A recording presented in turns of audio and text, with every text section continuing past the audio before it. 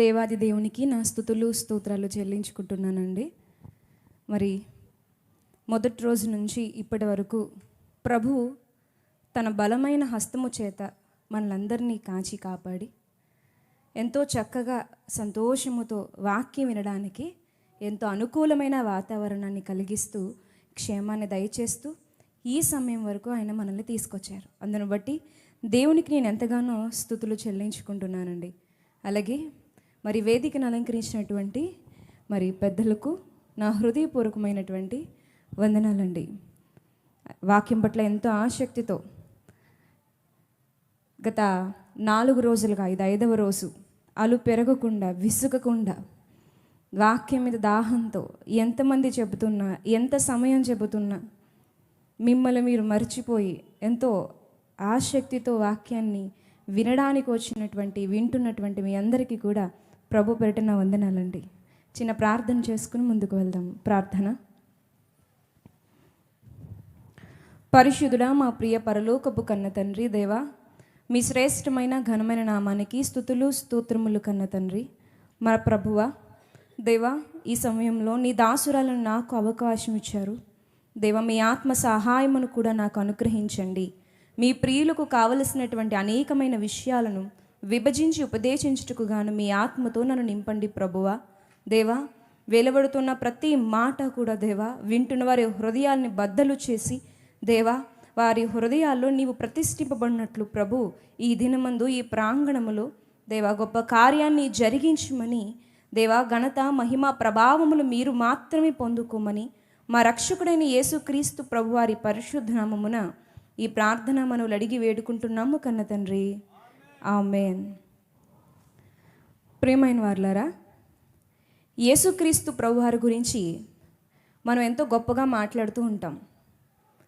ఆయన యొక్క సాక్ష్యపు జీవితం, ఆయన చేసిన అద్భుతాలు, ఆయన జీవన శైలి, ఆయన బోధ, ఆయన నడవడిక, ఇలా యేసుక్రీస్తు ప్రభువారి జీవితంలో అణువు అమోఘం, అద్భుతం, ఆశ్చర్యం, ఇలా ఆయన గురించి ఎన్నో విషయాలను మనం జ్ఞానించుకుంటాం, ఇతరులకు పంచుకుంటూ మురిసిపోతూ ఉంటాం. అయితే కొన్ని సందర్భాలు ఎలా ఉంటాయి అంటే యేసుక్రీస్తు ప్రభువారికి ఏమీ తెలియదు అన్నట్టుగాను, యేసుక్రీస్తు ప్రభువారిలో దైవత్వం లేదు అన్నట్లుగాను కొన్ని సందర్భాలు మనకి తారసపడుతూ ఉంటాయి. దాన్ని సరిగా విశ్లేషించకపోతే, సరిగా అర్థం చేసుకోకపోతే నిజమే కాబోలు అని మన విశ్వాసం కూడా దెబ్బతినేటువంటి అవకాశం ఉంది.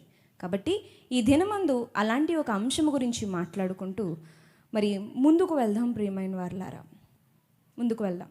యేసుక్రీస్తు ప్రభువారు సిలువ వేయబడ్డానికి 6 రోజుల ముందు ఆయన చేసిన పరిచర్యలో ఒక చిన్న సంఘటన జరిగిందండి.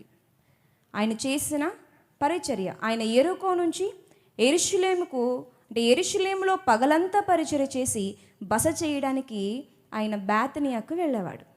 ఇలా ఈయన ప్రయాణం చేస్తున్నప్పుడు ఒక సంఘటన జరిగింది. ఆ సంఘటనను సరిగ్గా మరి అర్థం చేసుకోకపోవడం వల్ల చాలామంది యేసుక్రీస్తు ప్రభువారి దైవత్వాన్ని ప్రశ్నిస్తున్నారు. ఇంతకీ ఏంటి ఆ సందర్భం, ఏం జరిగింది? యేసుక్రీస్తు ప్రభువారి దైవత్వాన్నే ప్రశ్నించేంత లోతు అందులో ఏముంది చూద్దాం. మత్తయి సువార్త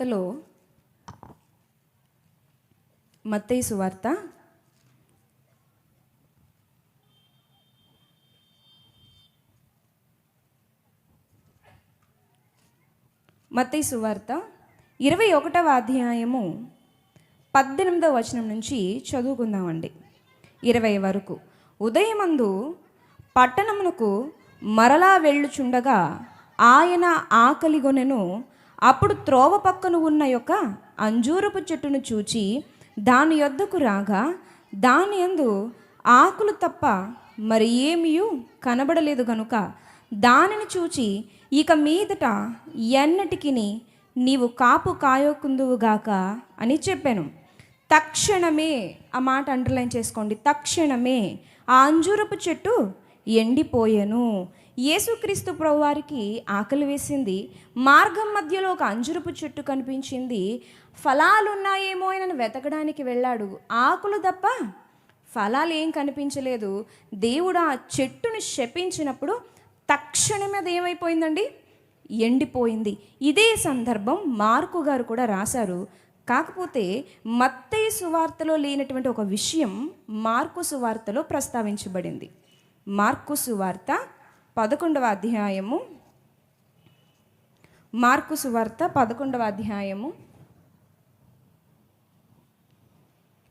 12 నుంచి చదువుకుందామండి. మరునాడు వారు బేతనియా నుండి వెళ్ళుచుండగా ఆయన ఆకలిగొని ఆకులు గల ఒక అంజూరపు చెట్టును దూరం నుండి చూచి దాని మీద ఏమైనాను దొరుకునేమో అని వచ్చెను. దాని యొద్దకు వచ్చి చూడగా ఆకులు తప్ప మరి ఏమీ కనబడలేదు. ఏలయనగా అది అంజూరపు పండ్ల కాలము కాదు.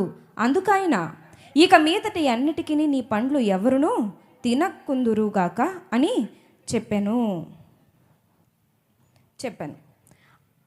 ఇది ఆయన శిష్యులు వినిరి. 20వ వచనం చూడండి.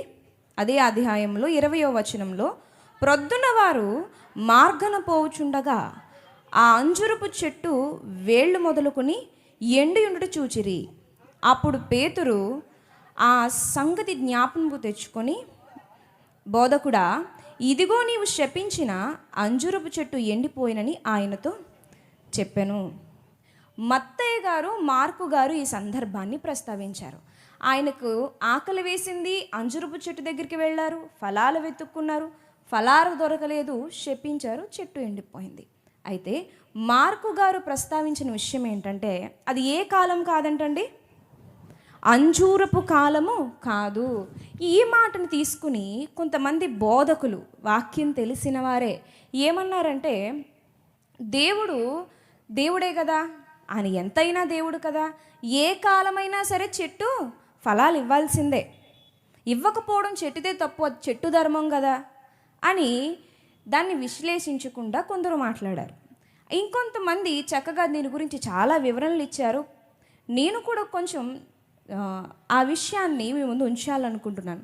ఇంకొంతమంది ఏమన్నారంటే, అయినా అంజూరపు కాలం కాదు కదా, అది పండ్ల కాలం కాదు కదా, మూర్ఖత్వం కాకపోతే ఈయనకి ఆ టైంలో వెళ్ళి చూడడం ఏంటి అని మరికొందరు హేళనగా మాట్లాడడం జరిగింది. ప్రియమైన వారులారా, ఆయనకు ఆకలేసింది, అంజూరపు చెట్టు దగ్గరికి వెళ్ళారు, చెట్టు దగ్గర ఫలాలు లేవు, ఆయనకు బాధ వేసింది, ఆ బాధను, ఆ కోపాన్ని చెట్టు మీద చూపించేశాడు. దైవమయ్యుండి కోపాన్ని అణుచుకోలేడా, కనీసం ఆకలిని అణుచుకోలేడా? అంతెందుకు, కనీసం అది అంజూరపు పండ్లు కాసేటువంటి కాలమని ఆయనకి తెలీదా? ఇలాంటి ఆయన్ని దైవం అంటున్నారా అని క్రైస్తవేతరులు కొంతమంది నిందించడానికి ముందుకొచ్చేశారు. వాళ్ళు మాట్లాడింది ఎంతవరకు నిజం? దేవుడు ఇలా చేయడం వెనక ఆంతర్యం ఏమిటి? దీని నుంచి క్రైస్తవులు నేర్చుకోవాల్సిన పాఠం ఏమిటి? ఈరోజు మనం అవి తెలుసుకుందామండి. ముందుకు వెళ్దాం. ముందుగా కొన్ని ప్రశ్నలు చెప్పాను కదండి. ఏంటది? అది అంజూరపు పండ్ల కాలము కాదు, అయినా ప్రభు ఎందుకు పళ్ళు ఆశించారు, ఎందుకు శపించేశారు? ఇక రెండవది ఏంటంటే, ఆ చెట్టు ఎప్పుడు ఎండిపోయిందని మత్తయి సువార్తలో వ్రాయబడి ఉందండి, తక్షణమే. మరి ఇక్కడ మార్కు సువార్తలు ఏమనుంది? మరుసటి రోజనుంది. 11వ అధ్యాయము 20వ వచనంలో, ప్రొద్దున్న వారు మార్గమున పోవుచుండగా, మరుసటి రోజు అది ఎండిపోయినట్లుగా మార్కు గారు రాశారు. ఇంతకీ తక్షణం ఎండిపోయిందా, లేదా ఒక రోజు తర్వాత, లేదా ఒక రోజులోపు ఎండిపోయిందా? ఏం జరిగింది? మత్తయ్య గారు రాసిన నిజమా, మార్కు గారు రాసింది నిజమా? ఈ రెండు ప్రశ్నలు నివృత్తి చేసుకుంటూ, ఈ రెండు ప్రశ్నలకు సమాధానాన్ని తెలుసుకుంటూ, ఈ సందర్భం మన ప్రభు ఎందుకు పరిశుద్ధ గ్రంథంలో లిఖితం చేశాడు? ఈ సందర్భం ఇందులో వ్రాయించడం వల్ల ఆయన హేళనకు గురవుతాడని ఆయనకి తెలీదా? ఈ సందర్భం ఇక్కడ ఉండడం వల్ల ఆయన దైవత్వాన్ని ప్రశ్నించే విధంగా మానవులు మాట్లాడతారని తెలీదా? తెలుసు. అయినా తన బిడ్డలమైన మనకు ఏదో నేర్పించాలని ఆయన బ్రతుకున్న దినాల్లో కావాలనే ఆ అంజూరపు చెట్టు దగ్గరికి వెళ్ళారు, కావాలనే ఫలాన్ని ఎత్తుకున్నారు, అక్కడ చెట్టుని శపించారు. ఏం నేర్పించాలని ఈ క్రైస్తవ సమాజానికి కానీ ఆనాటి శిష్యులకు కానీ, అది కూడా మనం ఆలోచిద్దాం ప్రియమైన వారులారా. మొదటిగా మన ప్రశ్న ఏంటండి? మొదటి ప్రశ్న ఏంటి? అది అంజూరపు పండ్ల కాలము కాదు, అయినా ఆయన ఎందుకు వెతుక్కున్న స్పష్టంగా ఉంది, అది అంజూరపు పండ్ల కాలము కాదు అని. కానీ నిజానికి అంజూరపు పండ్లు అన్నవి అన్ని జాతుల చెట్ల వలె కాదు. కొన్ని చెట్లు ఉంటాయి, అవి ఎప్పుడైతే ఫలాలు ఫలించాలో ఆ సమయంలోనే ఫలిస్తాయి. ఏప్రిల్లో ఫలించేదాన్ని మనం డిసెంబర్లో ఫలించాలని చూస్తే అవ్వదు. అది ఏ నెలలో ఫలించాలో, ఏ కాలంలో అది ఎండాకాలమా, వర్షాకాలమా, వసంతకాలమా, అది ఏ కాలంలో ఫలించాలో ఆ కాలంలోనే ఫలిస్తాయి. మనం తలకిందులుగా తపస్సు చేసినా, మనం దాన్ని ఎంత బ్రతిమలాడుకున్నా, దానికి ఎన్ని ఎరువులు వేసినా, ఎంత ఖర్చు పెట్టినా అది ఏమవ్వదు, ఫలించదు. కానీ కొన్ని చెట్లు ఉంటాయి, అవి అకాలమందు కూడా ఏం చేస్తాయి, ఫలిస్తాయండి. ఈ అంజూరపు చెట్టు అన్నది అకాలంలో కూడా పండేటువంటి ఒక ఫలం. ఇది సంవత్సరానికి 2 మారులు ఫలిస్తుంది ప్రియమైన వారలారా.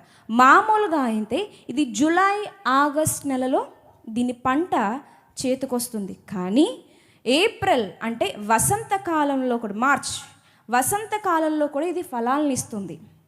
తక్ష్ అంటారన్నమాట. తక్ష్ అంటే దాని కాలం కాని కాలంలో వచ్చే ఫలాలను ఏమంటారు, తక్ష్ అంటారు. దీన్ని మార్కెట్లో కూడా అమ్ముతారు. ఇంకా చెప్పాలంటేనండి, ఈ తక్ష్ అనేటువంటి ఫలాలు ఏ చెట్టు అయితే ముందుగానే జూలై మాసంలో మరి ఫలాలు ఇవ్వాల్సిన చెట్టు ఏప్రిల్ మాసంలోనే ఈ తక్ష్ ఫలాలు ఇచ్చేసింది అనుకోండి, జూలైలో సమృద్ధిగా పండుతుందని అంచనా రైతులకి. ఒకవేళ ఇది ఈ మార్చి మాసంలో గనక పువ్వులు కాయలు లేకుండా ఆకులతో ఉందనుకోండి, ఇది కాయాల్సిన సమయంలో కూడా ఇంకా అసలు దానికి కాపే ఉండదని రైతుల అంచనా. నిజమే అది ప్రియమైన వారలారా. కాబట్టి ఇది ఈ అంజూరపు మొక్క అన్నది అకాలంలో కూడా కాసేటువంటి చెట్టు. దీని మరొక ప్రత్యేకత ఏంటంటే, మామూలుగా ఏ మొక్క అయినా తీసుకోండి, ముందు ఏమొస్తాయి, మొక్కకి చిగుర్లు వస్తాయి. ఆ చిగుర్లు కాస్త కొద్ది పెద్దగా ఆకులు అవుతాయి. ఆకులు అయిన తర్వాత చిన్న కాయలు వస్తాయి, లేదా పువ్వులు వస్తాయి. ఆ పువ్వులోంచి కాయలు వస్తాయి. కాయ అన్నది ఎప్పుడు వస్తుందండి, చివర్లో వస్తుంది. ఆకులు వచ్చిన తర్వాత పళ్ళు వస్తాయి. కానీ ఈ అంజూరపు చెట్టుకు మాత్రం ముందు ఏమొస్తాయి తెలుసండి, పువ్వులు వస్తాయి, కాయలు వస్తాయి, ఆ తర్వాత ఆకులు వస్తాయి. ఆకులు వచ్చేసిన ఫలాలు లేదు అంటే మనకందరికీ అర్థమయ్యే భాషలో చెప్పాలంటే అది గొడ్డు మొక్క. దానికి ఫలాలు ఇంకా అస్సలు ఉండవు. కాబట్టి యేసుక్రీస్తు ప్రభువారికి తెలియక వెళ్ళి ఆకలేసి కడుపు మంటతో ఒక మానవుడు ప్రవర్తించినట్లుగా ప్రవర్తించాడు అనుకుంటే కనుక అది మన మూర్ఖత్వం. ఆయన మూర్ఖత్వం అస్సలు కాదు ప్రియమైన వారలారా, అస్సలు కాదు. ఆయన చెట్టుని చాలా కాలం నుంచి చూస్తున్నాడండి. బైబిల్ రికార్డు ప్రకారంగా ఆ బేతనియా మార్గం గుండా యెరూషలేముకి ఆయన 11 సార్లు వెళ్ళాడండి.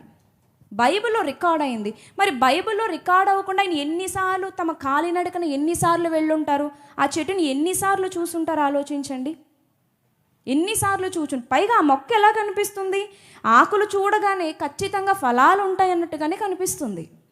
సో అది అకాలంలో అయినా సరే ఆ అంజూరపు మొక్క అనేది ఫలించి తీరుతుంది ప్రియమైన వారు. అది ఫలించలేదు అంటే అది ఖచ్చితంగా గొడ్డు మొక్క. అది ఉన్న వేస్ట్, నేల సారం వృధా అయిపోతుంది తప్ప దానివల్ల ఎవ్వరికి ఏ ఉపయోగం కూడా లేదు ప్రియమైన వారులారా. కావాలంటే చూడండి, మనకి పరిశుద్ధ గ్రంథం ఇచ్చే సాక్ష్యం కావాలి కాబట్టి ప్రకటన గ్రంథం చూద్దాం. 6వ అధ్యాయంలో, ప్రకటన గ్రంథము 6వ అధ్యాయము, ప్రకటన గ్రంథము 6వ అధ్యాయము 13వ వచనము. పెద్ద గాలి చేత ఊగులాడు అంజూరపు చెట్టు నుండి అకాలపు కాయలు రాలునట్లు ఆకాశ నక్షత్రములు భూమి మీద రాలేను. ఏ కాయలు రాలినట్టు, అకాలపు కాయలు రాలినట్టు. అంటే ఈ అంజూరపు చెట్టు అకాలంలో కూడా ఏం చేస్తుంది, ఫలాలను ఇస్తుంది. ఇంకా మరొక మాట చూద్దాము. నహూము గ్రంథము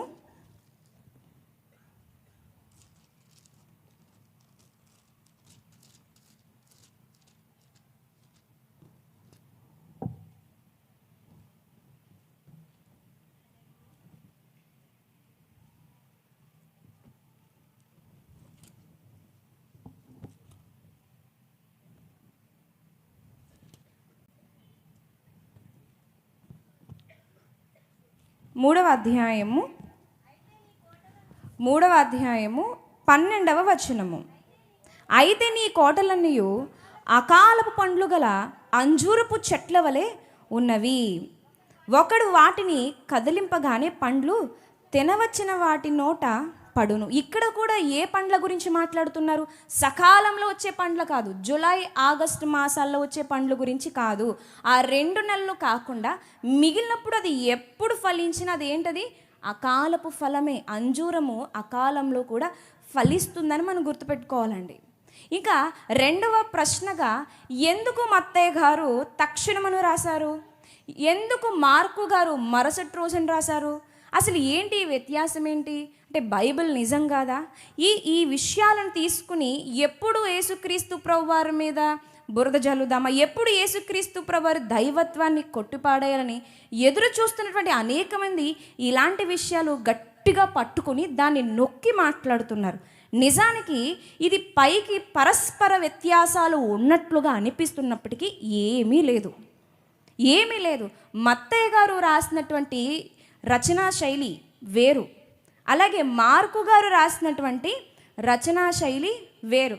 ఒక్కొక్కరికి ఒక్కొక్క రైటింగ్ స్కిల్స్ ఉంటాయండి. ఒక్కొక్కరికి రైటింగ్ స్కిల్స్ వరకు ఎందుకు, టాకింగ్ స్కిల్స్ గురించి చెప్పుకుందాం. కొంతమంది ఒక విషయాన్ని చెప్పినప్పుడు ఎలా చెప్తారు?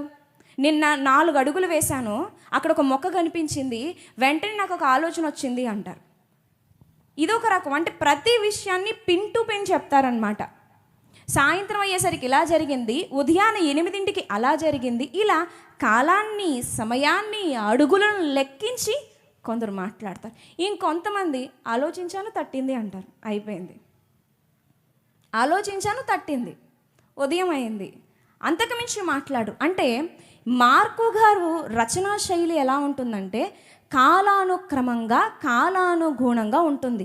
ఉదయం ఏం జరిగిందో, మధ్యాహ్నం ఏం జరిగిందో, రాత్రి ఏం జరిగిందో, ఈరోజు ఏం జరిగిందో, రేపేం జరిగిందో అని ప్రతిరోజుని కోట్ చేస్తూ మార్కు గారు మాట్లాడతారు. కానీ మత్తయ్య గారు ఈ సందర్భాన్ని ఎలా ప్రస్తావించారంటే ఆయన సందర్భానుసారంగా, సందర్భానికి అనుకూలంగా కేవలం జరిగిన దాన్ని చెప్పే విధంగా, అంతే. కానీ మార్కు గారు మాత్రం కాలానుగుణంగా రాశారు. అందుకే ఆయన మరుసటి రోజుని క్లారిటీ ఇచ్చారు. మత్తయ్య గారు తక్షణం, వెంటనే. అంటే 2 రోజులది ఒక రోజులో నేను చెప్పి క్లోజ్ చేసి నెక్స్ట్కి వెళ్ళిపోయారు ఆయన. అంతకు మించి ఇక్కడ ఏమీ లేదండి. ఇక్కడ ఏమీ లేదు. చూడండి, మీరు ఆలోచిస్తే కనుక మార్కు సువార్తలో ఒకసారి చూద్దాం, ఆయన రచనా శైలి చూద్దాం. మార్కు సువార్త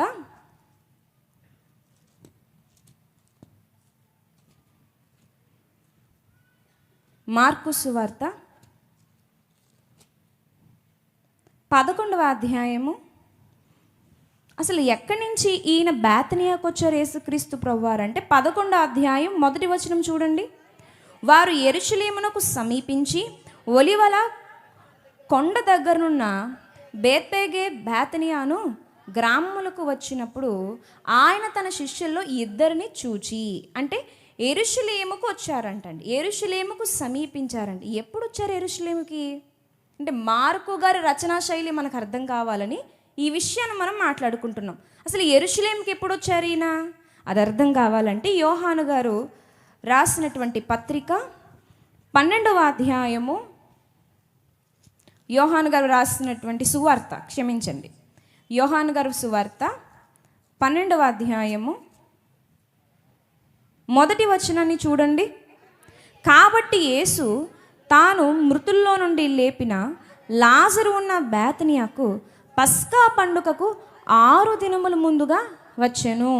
బేతనియాకి ఎప్పుడు వచ్చారంట అండి? ఆయన 6 దినముల ముందుగా వచ్చారు. దేనికి వచ్చారు? పస్కా పండుగ. పస్కా పండుగ రోజు ఏం జరిగింది? యేసుక్రీస్తు ప్రభువారు సిలువ వేయబడ్డారు. పస్కా పండుగ అంటే శుక్రవారం ఆయన సిలువ వేయబడ్డారు. 6 రోజుల ముందంటే ఏ రోజు వస్తుంది? శుక్రవారానికి 6 రోజులు వెనక్కి వెళ్ళిపోతే ఏ రోజు వస్తుందండి?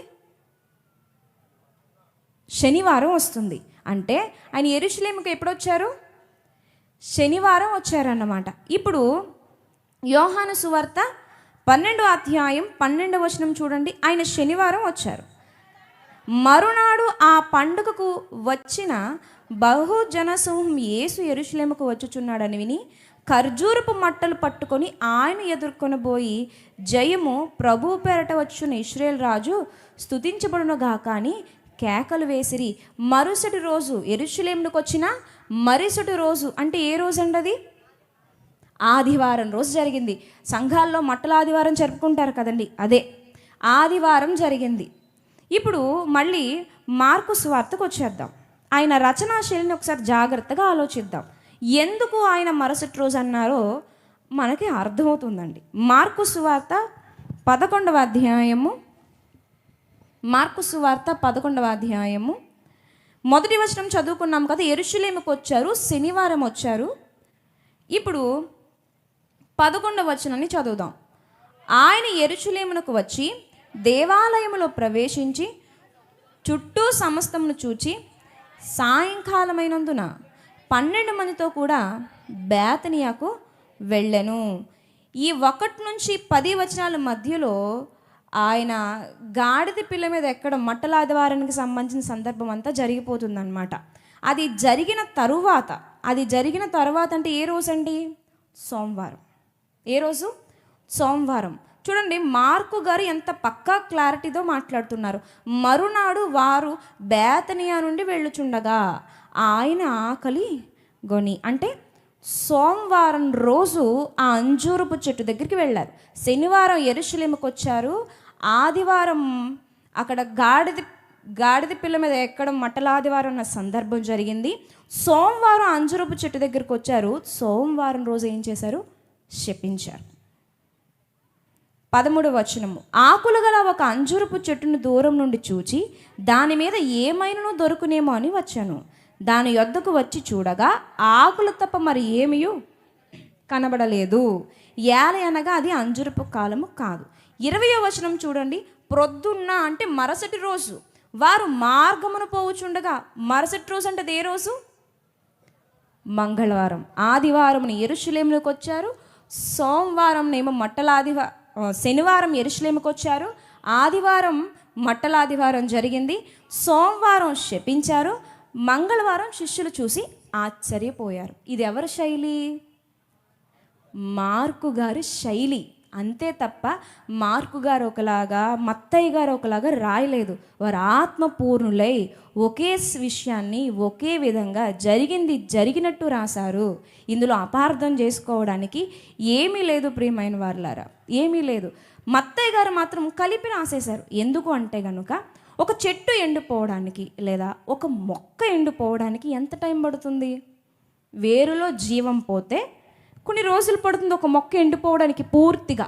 అదే ఒక చెట్టు ఎండిపోవాలంటే, ఒక చెట్టు పచ్చని చెట్టు ఎండిపోవాలంటే దగ్గరగా నిలబడుతుంది. ఏమండి? కానీ ఇక్కడ ఎప్పటికి ఎండిపోయింది? ఇది 24 గంటలు గడవకుండా ఒకేసారి ఎండిపోయింది. వేళ్ల నుంచి ఎండిపోలేదు, అన్ని భాగాలు ఒకేసారి ఎండిపోయాయి. అందుకే తక్షణమే అన్న మాటను మత్తయ్య గారు ఉపయోగించడం జరిగింది ప్రియమైన వారులారా. అంతే తప్ప ఇందులో ఆయన ఒకలా రాశారు, ఈయన ఒకలా రాశారు అనడానికి ఏమీ లేదు. మార్కు గారు కాలానుగుణంగా రాస్తే మత్తయ్య గారు సందర్భానుసారంగా కేవలం జరిగింది మాత్రం రాసుకుంటూ వచ్చారు ప్రియమైన వారులారా, రాసుకుంటూ వచ్చారు. అయితే మరి యేసుక్రీస్తు ప్రభువారు ఆకలి కొని ఆ చెట్టు దగ్గరికి వెళ్ళిపోయారా అంటే కాదు. ఆయన ఆకలి, ఆయన దాహం ఎలాంటిదో సువార్తల్లో మనకు అర్థమవుతుంది. ఎప్పుడు కూడా ఆయన ఆహారం కోసం, పానీయం కోసం ఆసక్తి చూపించినట్లు మనకి ఎక్కడా కనిపించదు. పైగా ఆయన ఏమంటారు? ఆయన ఆహారం ఏంటండి? జీవాహారం, తండ్రి చిత్తం నెరవేర్చడం. అంతేనా? ఆయన దాహం ఏంటండి? ఆత్మల దాహం, ఆత్మల దాహం. ఎప్పుడు కూడా ఆయన ఆకలేసి వాళ్ళని కసురుకున్నారు, వీళ్ళని శపించేశారు అన్నది పరిశుద్ధ గ్రంథంలో మనం ఎక్కడ కూడా చూడలేం ప్రియమైన వారులారా. అసలు ఎందుకు మరి ప్రభు ఇలా చేశారు అంటే, ఆల్రెడీ ఏదైతే యేసుక్రీస్తు ప్రభు వారు ప్రాక్టికల్గా చూపిస్తున్నారో దాన్ని ముందే శిష్యులకు, సమాజానికి ఉపమాన రీతిలో చెప్పారండి, చెప్పారు. లూకా సువార్త 13వ అధ్యాయము 6వ వచనం చూడండి. ప్రాక్టికల్గా ఇది జరగకముందే ఉపమాన రీతిగా యేసుక్రీస్తు ప్రభు వారు వారితో పంచుకున్నారు. మరియు ఆయన వారితో ఈ ఉపమానము చెప్పెను, ఒక మనుష్యుని ద్రాక్ష తోటలో అంజూరపు చెట్టు ఒకటి నాటుబడి ఉండెను. అతడు దాని పండ్లు వెతక వచ్చినప్పుడు ఏమీ దొరకలేదు కనుక అతడు, ఇదిగో 3 ఏండ్ల నుండి నేను ఈ అంజూరపు చెట్టున పండ్లు వెతకవచ్చుచున్నాను, కానీ ఏమీ దొరకలేదు. ఎన్ని సంవత్సరాలు? 3 సంవత్సరాల నుంచి వెతుకుతున్నాడంటండి. దీన్ని నరికివేయము, దీని వలన ఈ భూమి ఎలా వ్యర్థమైపోవాలని ద్రాక్ష తోటమాలతో చెప్పాను. అయితే వాడు, అయ్యా, నేను దాని చుట్టూ త్రవ్వి ఎరువే మట్టుకు ఈ సంవత్సరము కూడా ఉండనిమ్ము, అది ఫలించినా సరి, లేనిడల నరికి వేయించుమని అతనితో చెప్పాను. ఇది ఆల్రెడీ ఉపమాన రీతిగా ఆనాటి ప్రజలకి, శిష్యులకు చెప్పడం జరిగిందండి. ఎందుకు చెప్పారు? చెప్పిన విషయాన్ని మరలా ప్రాక్టికల్గా ఎందుకు చూపించాలనుకున్నారు? ప్రాక్టికల్గా ఎప్పుడు చూపించాలనుకుంటారంటే అది చాలా ఇంపార్టెంట్. ఖచ్చితంగా ప్రతి మనసులో ముద్రపడాలి. ముందు శిష్యుల హృదయంలో ముద్రపడితే అది మిగిలిన వాళ్ళకి, ప్రపంచం అంతటికి కూడా విస్తరిస్తుంది. కాబట్టి ఆ దృశ్యాన్ని, అంటే ఆయన వెళ్ళాలి, ఆకలి కొనాలి, అక్కడికి వెళ్ళాలి, చెట్టును చూడాలి, ఆకులు మాత్రమే ఉండాలి, ఫలాలు ఉండకూడదు, ఆయన శపించాలి, అది ఎండిపోవాలి. ఈ ప్రాక్టికల్గా శిష్యులు చూడాలి. ఎందుకు చూడాలి? ఎందుకు ఈ ఉపమానం చెప్పి ఆపేయకుండా మళ్ళీ ప్రాక్టికల్గా ఎందుకు ప్రభువు చూపిస్తున్నాడు? అంత అవసరం ఏంటి దాంది? ఒకసారి ఆలోచిద్దామండి. అంత అవసరం ఏమన్నా ఉందా అంటే ఖచ్చితంగా ఉందండి. దేవుని సంకల్పం అందులో దాగునుందండి. ఏంటంటే మనుష్యులమైన మనం అందరం కూడా ఆత్మఫలాలతో నిండుకోవాలన్నది ప్రభు యొక్క సంకల్పం. ఒక చెట్టు ఫలాలతో నిండిపోతే మనం ఎంత సంతోషపడిపోతామో, మనం ఆత్మ ఫలాలతో నిండిపోవాలన్నది, ఆయన కొరకు ఫలించాలన్నది కూడా ఆయన సంకల్పం. ఒక చెట్టుకి ఎలా అయితే కొంత కాలం ఇస్తామో, కొంత ఎరువు పోస్తామో, కొంత నీళ్లు పోస్తామో, దాని కొరకు జాగ్రత్త తీసుకుని అది ఎప్పుడు ఫలిస్తుందని ఎదురు చూస్తామో, ఆ దేవుడు కూడా మనం ఫలిస్తామని సమయాన్ని ఇస్తున్నాడు. చెప్పాను కదండి, 11 మార్లు అదే బేతనియా మార్గం గుండా వెళ్ళాడు. ఎప్పుడూ ఆకులే, ఎప్పుడు పువ్వులు కానీ కాయలు కానీ ఆయనకు కనిపించలేదు. పైగా ఆ ఆకులు ఉన్నాయి, ఖచ్చితంగా ఫలాలు ఉండాలి. ఫలాలు లేవు అంటే, ఫలాలు లేకుండా ఆకులు ఉన్నాయంటే ఇది ఇంకా అది ఎప్పటికీ ఫలించదు. ఒక డిక్లరేషన్కి వచ్చిన తర్వాతే దేవుడు ఆ చెట్టుని తీసివేశాడు. ప్రియమైన వాళ్ళారా, దీని ద్వారా ప్రభు మనకి చెప్తున్న విషయం ఏంటంటే గనుక, మీ ఎడల నా సంకల్పం ఏంటంటే మీరు ఫలించాలి. మీకంటూ ఒక సమయం ఇచ్చాను, మిమ్మల్ని కూడా నేను గమనిస్తున్నాను.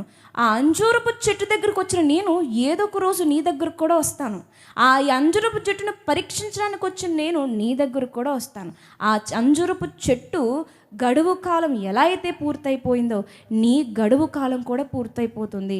ఆ అంజూరపు చెట్టు ఎలా మాడిపోయిందో, ఎండిపోయిందో, ఆనవాలు లేకుండా పోయిందో, ఖచ్చితంగా నీకా పరిస్థితి వస్తుందని మానవుని గురించి సత్యాన్ని చెప్పడానికి, మానవుని భవిష్యత్తు గురించి ఆయన చెప్పడానికి అక్కడ ప్రాక్టికల్గా విషయాన్ని చేశారు. ఆకలేసి కాదు, మానవ స్వభావం కాదు, కడుపు మండిపోయి తిట్టడం, ఆకలేసి కసరడం, కోపం తెచ్చుకోవడం, ఇది మన స్వభావం, దైవ స్వభావం కాదు. ఆయన ఏం చేసినా ఒక అర్థం ఉంటుంది. ప్రియమైన వాళ్ళారా, ఒక అర్థం ఉంటుంది. మరి ఇవ్వబడిన సమయంలో మనం ఫలించకపోతే తర్వాత ఫలిద్దామని మన దగ్గర ఏముండదండి? జీవితం ఉండదు. గత సంవత్సరంలో నుంచి ఈ సంవత్సరంలోనికి చాలా సునాయాసంగా అలా వచ్చేసాం. మనం అనుకుంటున్నాం 5 రోజులు అయిపోయింది, అప్పుడే అయిపోయింది, తెలియట్లేదు. 5 రోజులు కాదు, అసలు సంవత్సరం గడిచిందనే విషయమే ఇంకా అర్థం కాలేదు మనకి. సంవత్సరం ఎలా గడిచిపోయిందో ఇప్పటికీ అర్థం కావట్లేదు మనకి. కానీ వచ్చేసాం. ఏమాత్రం ఫలించాము? ఎన్ని ఫలాలు ఫలించాము? ఆత్మ ఫలాలు ఎన్నండి? 9. ఒక 2 ఫలాలు ఉన్నాయా? యేసుక్రీస్తు ప్రభువారు ఆ అంజూరపు చెట్టు దగ్గరికి వెళ్ళినప్పుడు, ఆ చెట్టును చూసినప్పుడు కాసిన్ని పళ్ళు, తక్ష్ అనేటువంటి ఆ జాతి, అంటే ఆకాలపు పళ్ళు, కాసిన్ని పళ్ళు దొరికిన ప్రభులు ఎలా అయిపోయాయి అంటే, దూరంగా ఉన్న వాళ్ళందరినీ ఆకర్షిస్తాం, పచ్చగా కనబడతాం, ఫలించే చెట్లుగా ఉంటాం, ఆకలి తీర్చేవారముగాను నీడనిచ్చేవారముగా ఉంటాం. కానీ నిజానికి ఏం లేవు? ఫలాలు లేవు. ఫలాలు లేనప్పుడు ఆ చెట్టు ఎంత పచ్చగా ఉంటే ఎందుకు? ఆ చెట్టు ఎంత పెద్దగా ఉంటే ఎందుకు, అది నరికి వేయబడుటకు తప్ప దేనికిని పనికిరాడు. బహుశా ఆ త్రోవలో చాలామంది వెళ్ళుంటారు. కాయలు ఉన్నాయేమో, ఆకులు వచ్చేసాయి అంటే ఏమొచ్చేసినట్టు, ఫలాలు వచ్చేసాయి. ఫలం వస్తేనే ఆకు వస్తుంది అంజూరపు చెట్టుకి. చాలామంది వెళ్ళారు, ఇది ఇది ఏం లేదా, ఇది గొడ్డు మొక్క, ఫలాలు లేని చెట్టు అని వెళ్ళిపోయారు. మనుష్యులు వెళ్ళిపోయారు, వాళ్ళు ఏం చేయలేరు కాబట్టి వెళ్ళిపోయారు. మన జీవితంలో మన స్నేహితులకి తెలిసిపోతుంది మనలో ఫలాలు లేవని. మన జీవితంలో మన తల్లిదండ్రులకు తెలిసిపోతుంది వీడు వేస్ట్, ఈమె వేస్ట్. పైకి అలా కనిపిస్తారు కానీ లోపల ఏ స్పిరిచువాలిటీ ఉండదని తల్లికి తెలుసు, చెల్లికి తెలుసు, అక్కకు తెలుసు, భర్తకు తెలుసు, భార్యకు తెలుసు. వీళ్ళు ఏం చేయలేరు. కానీ ప్రభు ఒకరోజు దర్శిస్తాడు, ప్రభు తీసేస్తాడు. చాలామంది వచ్చారు, చూశారు, మోసపోయారు, చీ అనుకున్నారు, వెళ్ళిపోయారు. ఇంకెప్పుడు ఈ చెట్టు దగ్గరకు రాకూడదు అనుకున్నారు. యెహోవా దేవుని కంటిలో పడుతుంది, చాలా భయంకరం ప్రియమైన వారు. ఇది అందరి హృదయాల్లో నిండుకోవాలి. నేను ఫలించడానికి ఉన్నాను, ఫలింపే నా జీవనానికి, ఫలింపే నా బ్రతుకుకి ఒక అర్థం అని ఆ రోజు శిష్యులు తెలుసుకోవాలి, బలంగా బోధించాలి. ఇది ఈనాటి వరకు రావాలి. ఈరోజు మనం దాని గురించి ప్రస్తావించుకోవాలి. అయ్యా, ఉపమాన రీతిలో చెప్పి వదిలేయచ్చు కదా, మరలా ఎందుకు ప్రాక్టికల్గా చేసి చూపించో? అంత బలమైందా? అది అంత ముఖ్యమైనదా అంటే ఎస్, అది చాలా ముఖ్యమైనది. దాన్ని ముఖ్యమైనదిగా తీసుకోకపోతే నీ జీవితాన్నే నువ్వు నాశనం చేసుకునేటువంటి పరిస్థితి. అందుకే దేవుడు చాలా ఉపమానాలు చెప్పేశాడు, కానీ ఈ ఉపమానాన్ని చెప్పి వదిలేయకుండా ప్రాక్టికల్గా చేసి చూపించేశాడు. శిష్యుల్ని ఆశ్చర్యానికి గురి చేశాడు, ఆ చెట్టుని ఎండిపోయేటట్లు చేశాడు. ప్రియమైన వారలారా, ఇవ్వబడిన కాలంలో ఫలించకపోతే ఇలాగే ఉంటుందండి. చూడండి, మనందరికీ చాలా అవకాశాలు ఇవ్వబడ్డాయి, వినియోగించుకుంటున్నామా తెలియట్లేదు. అది చెట్టు, అది వృక్షం, వృక్షం అంటున్నది వృక్షం కాదు, నువ్వే, నేనే. అది వృక్షం కాదు. ఆ ప్లేస్లో మీరు మిమ్మల్ని, నన్ను నేను చూసుకోవాలి. ఇదిగో ఏదో ఒక రోజు ప్రభువు నన్ను దర్శిస్తాడు, ప్రభువు నన్ను ప్రశ్నిస్తాడు. అప్పుడు నేనేమైపోయాలి? సమాధానం చెప్పుకునే సమయం ఉండదు సుమి. హెబ్రీయులకు రాసినటువంటి పత్రికలో ఒక వ్యక్తి చాలా పశ్చాత్తాపం పడిపోతున్నాడు, కానీ అతనికి అవకాశమే లేకుండా పోయిందంటండి. చూడండి, హెబ్రీయులకు రాసినటువంటి పత్రిక 12వ అధ్యాయము 16వ వచనము చూడండి. ఒక పూట కూటి కొరకు తన జ్యేష్ఠత్వపు హక్కును అమ్మివేసిన ఏశావు వంటి భ్రష్టుడైనను వ్యభిచారి అయినను ఉండునేమో అనియు జాగ్రత్తగా చూచుకొనుడి. ఏశావు ఆ తరువాత ఆశీర్వాదం పొందగోరి కన్నీళ్లు విడుచుచు దానికోసము శ్రద్ధతో వెతికినను మారు మనసు పొందని అవకాశము దొరకక విసర్జింపబడినని మీరెరుగుదురు. ఏశావుకి భోజనం ఎక్కువ, జ్యేష్ఠత్వం కాదు. ఏశావుకి ఆశీర్వాదం ఎక్కువ, జ్యేష్ఠత్వం కాదు. ఇవ్వబడిన దాని విలువ తెలియక కోల్పోయాడు, దాన్ని ఎప్పటికీ ఇంకా సంపాదించుకోలేకపోయాడు. ఈరోజు మనకిచ్చిన సమయం, మనకిచ్చిన జీవితం అసలు ఏంటి అని మనం ఆలోచించుకోం. మిగిలినవన్నీ ఆలోచిస్తాం. ఏం తినాలి, ఏం తాగాలి, ఎవరిని కలవాలి, ఏ పనులు చేయాలి, ఎలా సంపాదించాలి, ఎలా పేరు తెచ్చుకోవాలి, ఎలా ఈ రోజుని సంతోషంగా గడపాలి, ఎలా ఎలా ఎలా ఎలా ఇదే తప్ప సమయం విలువైంది, సమయం గురించిన ఆలోచన ఉందా? ఈ సమయం ఎందుకు ఇవ్వబడిందన్న వివేచన ఉందా?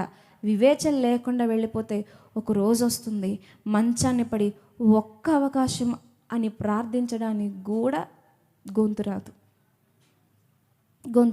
అప్పుడు ఏంటి మరి పరిస్థితి? ఇక్కడ కూర్చున్నంత హాయిగా అయితే ఉండదా పరిస్థితి, ఇక్కడ ఉన్నంత సౌకర్యంగా ఉండదా పరిస్థితి. ప్రభువు చెప్తున్నాడు, మనం అందరం మొక్కలమే, మనందరి పట్ల ఆయన సంకల్పం, మనందరం ఫలించాలని ఆయన కోరుతున్నాడు. ఎందుకో తెలుసా? సమయం అయిపోతుంది. చాలా సమయం ఇచ్చేశాడండి, సమయం ఇచ్చేశాడు, రక్షణ ఇచ్చాడు, వాక్యాన్ని ఇచ్చాడు, వాక్యం ద్వారా మనకు ఆయన ప్రత్యక్షమవుతున్నాడు. ఎన్నోసార్లు ప్రాణాపాయం నుంచి తప్పించేశాడు. ఎన్నో మరి నువ్వు తెలిసి తప్పు చేసినా ఆయన చూసి చూడనట్టుగానే ఉన్నాడు. ఎందుకో తెలుసా అండి? మార్పు కోసం. ఇకనైనా ఫలిస్తావు, ఇకనైనా మార్పు చెందుతావు. నేను రోషం గలవాడిని తెలుసు, నాకు పౌరుషం ఎక్కువని తెలుసు, పాపానికి నా యొద్ద చోటు లేదని నీకు తెలుసు, పాపం చేసిన వారిని ఎలా దండించానో నీకు తెలుసు. అన్నీ తెలిసి నువ్వు తప్పు చేస్తున్నావు, అయినా సరే నీకు శిక్షించట్లేదంటే నా ప్రేమ ఏంటో నీకు తెలుస్తుందా అని అడుగుతున్నాడు ప్రభువు. నీ పైన నా ప్రేమ ఏంటో నీకు అర్థమవుతుందా? నేను పరిశుద్ధుడను, నువ్వు అపవిత్రతను మోస్తున్నా, నేను భరిస్తున్నాను అంటే నువ్వంటే నాకు ఎంత ప్రేమో నీకు అర్థమవుతుందా అని ఈరోజు మనందరినీ ఈ సందర్భం ద్వారా ప్రశ్నిస్తున్నాడండి. ఇవన్నీ వదిలేసి అది తక్షణమా తరువాత ఆ కాలంలో ఎందుకు వెళ్ళాడు ప్రభు? ప్రశ్నలు వేసుకోవడంలో తప్పు లేదు, కానీ ప్రభు ఏం చేసినా ఊరకే చేయడండి. ఏది చేసినా ఖచ్చితంగా మన బ్రతుకులను బలంగా సరిదిద్దడానికే చేస్తాడు. దాని వెనకున్నది ఏంటి? ప్రభు నడిచినా, కూర్చున్నా, లేచినా, మాట్లాడినా, మౌనంగా ఉన్నా సరే ఏదో మన బ్రతుకులకి పాఠం నేర్పించేస్తుందని లేఖనాలని చదవాలండి. లేఖనాలు చదవాలి. ఇప్పుడు నువ్వు అంజూరపు చెట్టు ఎలా ఉన్నావు? అందరికీ ఆకులు పుష్కలంగా ఉన్నాయి కదండి, పుష్కలంగా ఉన్నాయి. ఎవరిని చూసినా మీరు చాలా మంచోళ్ళు బ్రదర్, మీరు చాలా మంచోళ్ళు సిస్టర్, మీ సాక్ష్యం చాలా గొప్ప, ఇలాగే కదా మాట్లాడుకుంటున్నాం. అంటే నా దృష్టికి మీరు ఎలా ఉన్నారు? పచ్చగా ఉన్నారు, ఆకులతో ఉన్నారు. మీ దృష్టికి నేను ఎలా ఉన్నాను? అలాగే ఉన్నాను. కానీ ఫలాలు ఉన్నాయో లేవో ప్రభువుకు తెలుసు, మనకి తెలుసు. ఒక్కటి తెలీదు, మనకి సమయం ఎంత ఉందో తెలియదు, కానీ చాలా ధీమాగా బ్రతికేస్తున్నాం ప్రియమైన వారలారా, చాలా ధీమాగా బ్రతికేస్తున్నాం. ప్రభువు ప్రాక్టికల్గా ఎందుకు చూపించాడంటే ఇలా ఒక ప్రశ్న ప్రతి తరంలో ప్రతి క్రైస్తవుడు వేసుకోవాలని. నేను ఎలా ఉన్నాను? దేవుని సంకల్పాన్ని నెరవేరుస్తూ కనీసం ఒక్క ఫలం, ప్రేమ, విశ్వాసము, సమాధానము, సాత్వికము, దయాళుత్వము, ఏదటి ఒక్క ఫలం ఈ ఏడాది, ఈ నూతన సంవత్సరంలో, గతించిన సంవత్సరం నుంచి ఇప్పటి వరకు 2 ఫలాలు ఫలించామా? విశ్వాసంలో ఏమన్నా ఎదిగామా? ప్రేమ చూపించట్లో, క్షమించట్లో ఏమన్నా ఎదిగామా? దీర్ఘశాంతాన్ని ఏమైనా పెంచుకున్నామా? దయాళత్వాన్ని, దాతృత్వాన్ని ఏమైనా పెంచుకున్నామా? ఒక్క ఫలం ఏది లేదా? చాలా ప్రమాదంలో ఉన్నారు. చాలా జాగ్రత్త సుమి. ఈ లేఖనం నీకు భయం పుట్టించాలి. చాలా ప్రమాదాల్లో పడిపోతున్నారు, చాలా ప్రమాదాల్లో పడిపోతున్నారు. ఇక ముందుకు వెళ్తే ఇంకొక విషయాన్ని మనం ఆలోచించాల్సింది ఉంది. ఈ సందర్భంలోనే ఇంకొక విషయం గురించి మనం ఆలోచించాల్సిన అవసరం ఉంది. అదేంటంటే అంజూరపు చెట్టు ఎండిపోయింది, శిష్యులు ఆశ్చర్యానికి గురయ్యారు. శిష్యులు ఆశ్చర్యానికి గురైనప్పుడు యేసుక్రీస్తు ప్రభువారు ఏం చెప్పాలంటే, పేతురు చూసావు కదా అంజూరపు చెట్టు ఎలా ఎండిపోయిందో, ఇదిగో ఫలించని ప్రతివాడు కూడా ఇలాగే ఉంటాడు. బాప్తిస్మిచ్చి యోహాను గారు ఏం చెప్పారు? చెట్లు వేరున గొడ్డలి ఉంచబడింది, ఇది అదే అని బోధించాలి. కానీ యేసుక్రీస్తు ప్రభువారి స్పందన చాలా విచిత్రంగా ఉంటుంది. అసలు ఇప్పుడు దాకా మనం చెప్పుకున్నది ఏది శిష్యులతో మాట్లాడండి, ఆయన ఏం మాట్లాడతారో తెలుసా? 2 సందర్భాల్లోనూ చదువుకోవచ్చు, కానీ సమయం అయిపోతుంది కాబట్టి ఒకటి మాత్రం చదువుకుందాం. మార్కు సువార్త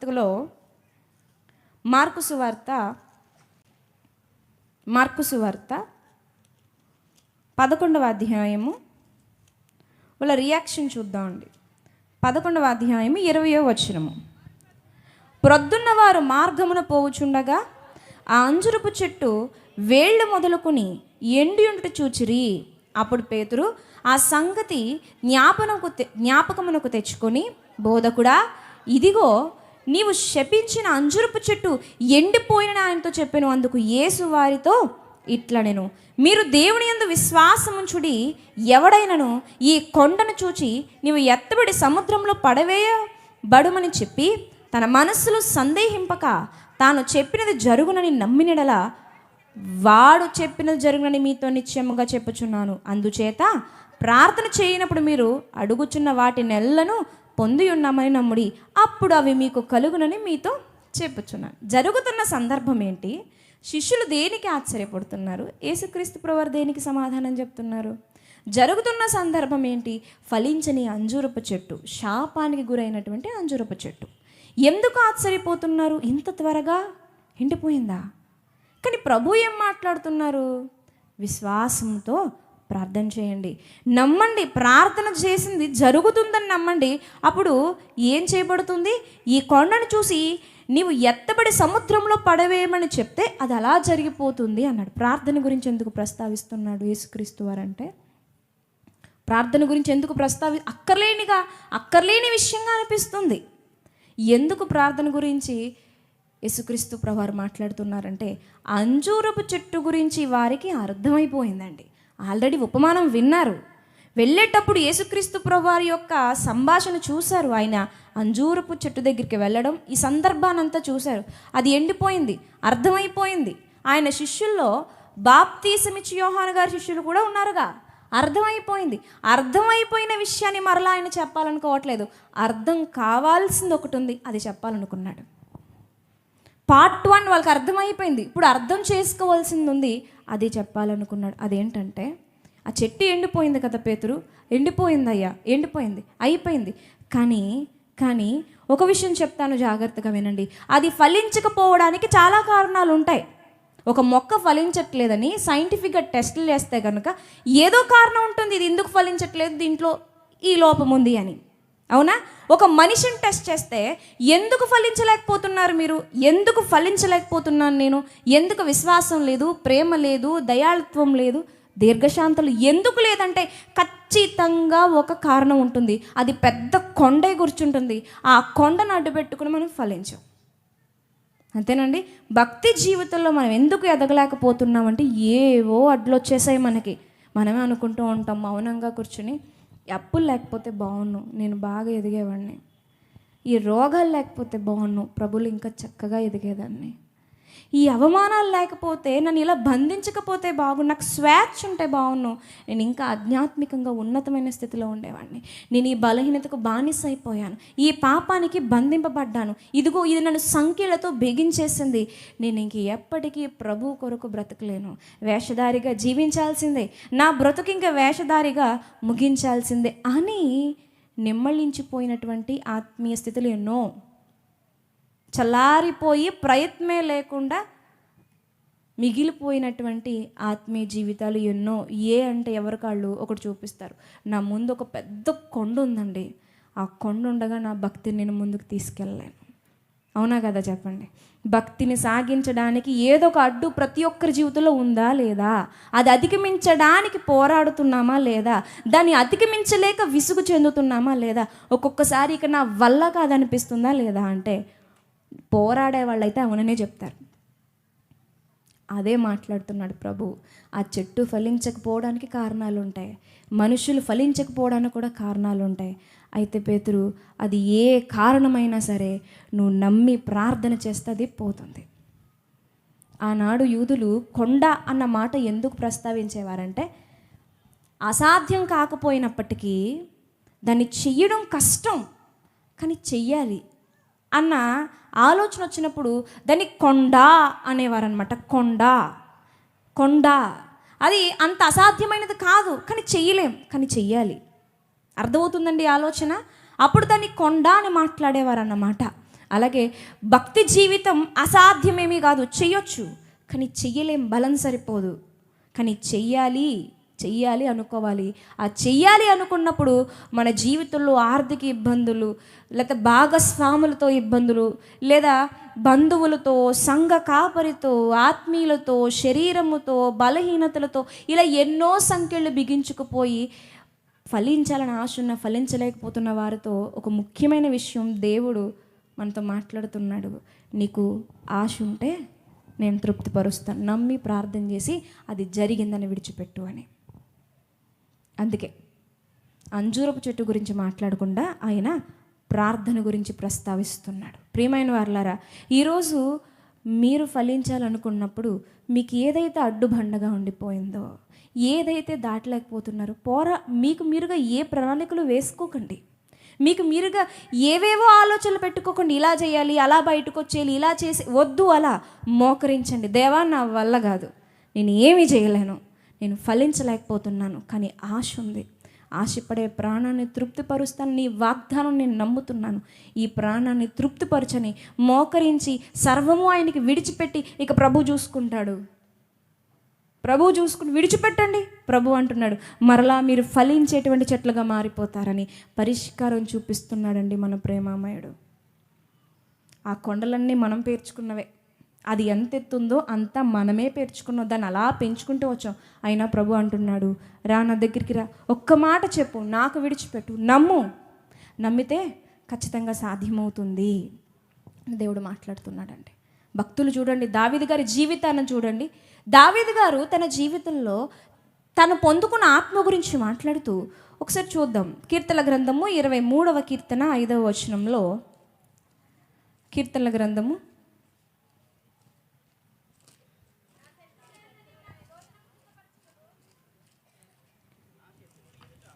23వ కీర్తన 5వ వచనం, నా శత్రువుల ఎదుట నీవు నాకు భోజనము సిద్ధపరచుదువు, నూనెతో నా తలయంటి ఉన్నావు, నా గిన్నె నిండి పొర్లుచున్నది. నూనె నా గిన్నె నిండి పొర్లుచున్న దేవునితో ఒక బాండేజ్, దేవునితో ఒక మంచి సంబంధం, దేవుని ఆత్మతో ఉన్నటువంటి ఒక అన్యోన్య సహవాసం ఇక్కడ దావీదు గారి జీవితంలో కనిపిస్తుంది.